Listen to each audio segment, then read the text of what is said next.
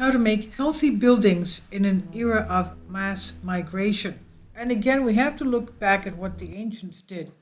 This is an example of a Greek house with a courtyard in the middle. They usually had the well in the middle. And of course, they had different areas for women, different areas for men. Here at the top of the right-hand side, you had gyneconium, which was for the women. Underneath was andreon for the men, the kitchen in the back. On the left-hand side, you had a bathroom on top and a bedroom on top and a bathroom on the bottom, and the well in the middle of the courtyard. And facing the courtyard, you had galleries like verandas and things as you would find today in buildings in Italy, in Milan. They have interior courtyards. You would enter a main gate. The apartment building would have very small windows facing the street. But once you get inside, you have what looks like a courtyard with beautiful balconies facing the courtyard. I was very surprised to see that in Milan, although we don't see that in Rome. And they have this idea from, of course, a communal area where people in the apartment building can get to know each other as well. And now this is an image of Whitechapel slums in England. So you can imagine what life was there, what things were like there.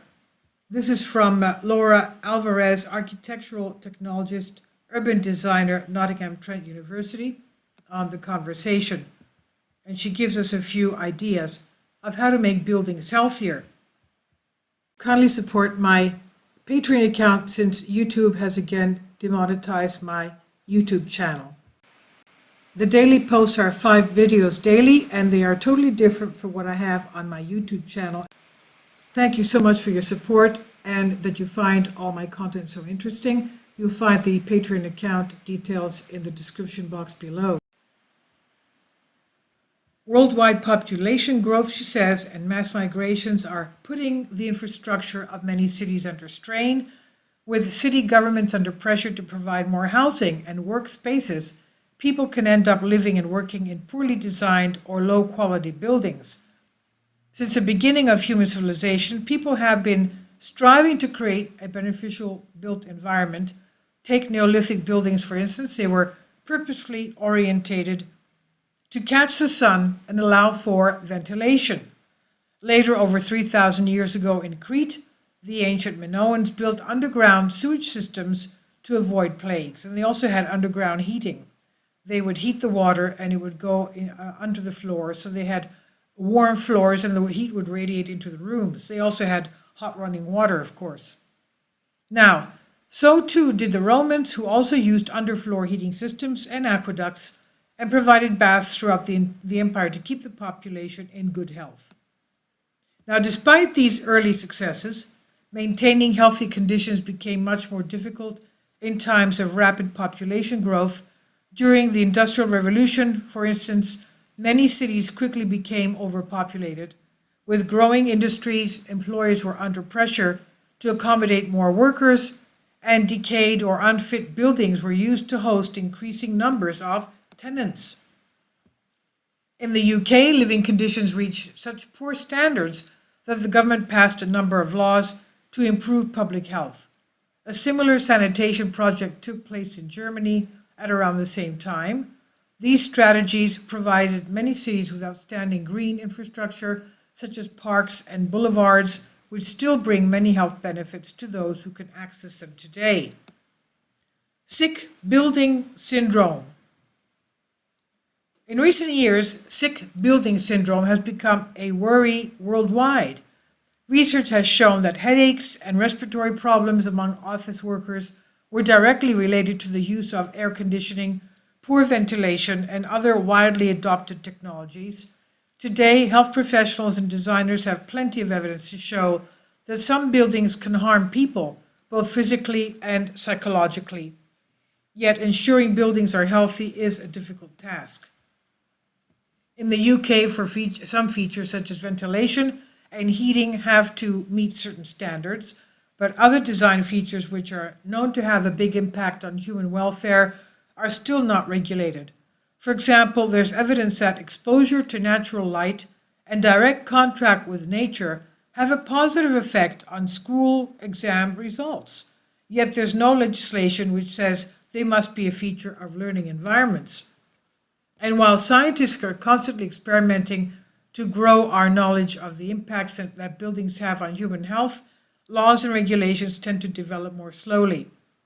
This means that even new buildings can be inadequately ventilated or suffer from a lack of natural light, even though we now know that both cause symptoms of ill health if we don't have proper ventilation or if we have lack of natural light. A lack of natural ventilation means viruses are retained in the air, while a lack of natural light can affect brain functions. In Britain alone, these design pitfalls are adding to the stresses on the NHS National Health System and costing the economy an estimated £42.6 million due to lost workdays each year. What's more, as the Grenfell Tower disaster made awfully clear, technical difficulties and budget constraints can mean refurbishments are made using incompatible or inappropriate building materials, resulting in homes which simply are not safe to live in. Technical fails. Architects aim to deliver sustainability by reducing energy consumption. There's a huge range of technologies which can help achieve this, but relying too heavily on such solutions can backfire. In 2016, researchers found that many homes had been built to be airtight in a bid to meet energy efficiency targets. This can cause carbon dioxide and other pollutants to build up indoors, which in turn has adverse effects on residents' health.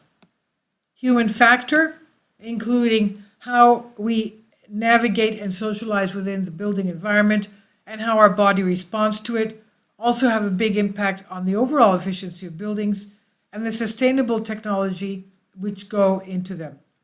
Research has shown that people don't always operate equipment as instructed, rather they naturally look for comfort through more instinctive behaviors.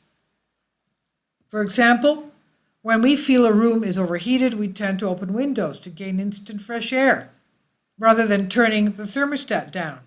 This reduces the effectiveness of low-carbon technologies. So even buildings that have plenty of features to enhance energy efficiency can still be unsustainable if people don't use them properly. The power of good design.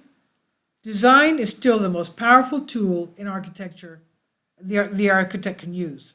Simple design measures such as opening buildings towards sunnier aspects or adding ventilation in strategic locations to make the most of prevalent winds are tried and tested techniques which can help to deliver healthier, more sustainable buildings.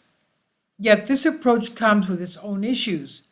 Inner city locations are often difficult to build in because of their small size and crowded surroundings. Sometimes architects will prioritize creating a landmark exterior at the cost of a healthier interior. Other times architects misinterpret planning guidance and recommendations, which can be vague and unspecific. Likewise, planning restrictions can actually be enforced to the detriment of the overall building quality. At the moment, planning laws are not strong enough to provide truly sustainable environments that take human factors into account. Reform is long overdue, and designers, builders, planners, and health professionals need to make a greater effort to find a more collective and coordinated way of working. But as a society, we must take joint responsibility. We can all make a start by learning how to change our behavior to make the human aspects of sustainability a central part of our lives. Now, this is on The Conversation by Laura Alvarez, architect, technologist, and urban designer, Nottingham Trent University. Please leave your comments and thank you for your support.